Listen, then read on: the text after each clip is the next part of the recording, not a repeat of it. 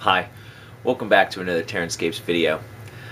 Before I talk about today's video, I just wanted to mention a little thank you really to all the subscribers. I recently hit 3,000 or so, and that's, again, it's not a lot compared to some of the YouTubers out there, but it was a lot for me, and it shows that people are still enjoying my videos and coming back for more, so I really appreciate that, and I just wanted to put a little thank you out there.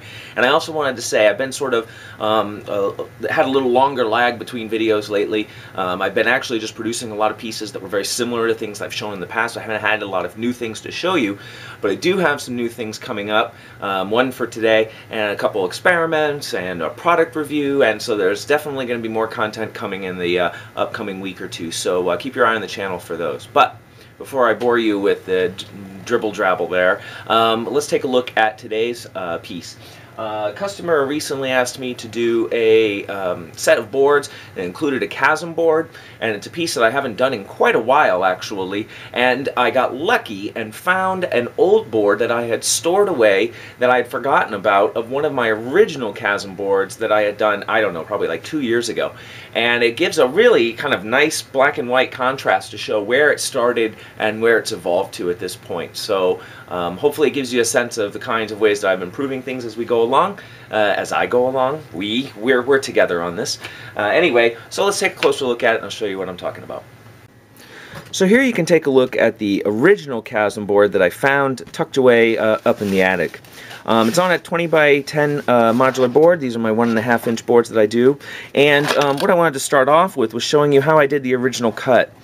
So basically I ran it on my hot wire table. I'd cut in, I'd carve around the piece, and then I would exit the board. And in fact, I don't remember exactly how I did this. I might have separated it into two halves and then done the other side. It's been a while. Then I'd retain this piece of foam actually, and what I would do is I'd shave it down to about 1/4 of an inch or 1/2 an inch thick, probably closer to 1/4 inch, and then I'd reinsert it into the bottom because I felt like it needed a bottom. You don't want to see the tabletop below it. It's supposed to represent sort of an infinite, black depth as best as can be done on a 1.5 inch board.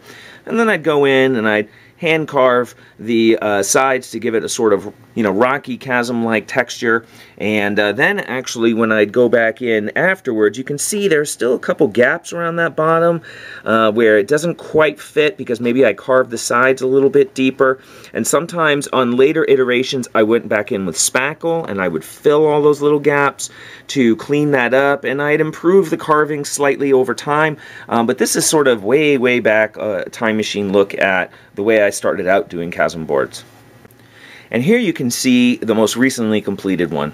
And just as a quick explanation, the grids that you see on the board are for customer request. He wanted a 1-inch grid applied to the board for easier movement in a role-playing game. And so what I did is I selected a slightly off color, and it actually shows varying amounts of brightness and contrast depending on the kind of lighting and the colors of lights that are used. So under these lights, it's actually quite strong, but under other, particularly reddish lights, they're actually kind of hard to see. So it's an interesting little dilemma there in color choice. But back to the Chasm. This is what we're talking about. So what I've done here, let me start on the back. Because I have the hot wire foam table now, the Hot Wire's 3D scroll table, which I recently did a rather lengthy review on. I hope it wasn't too long.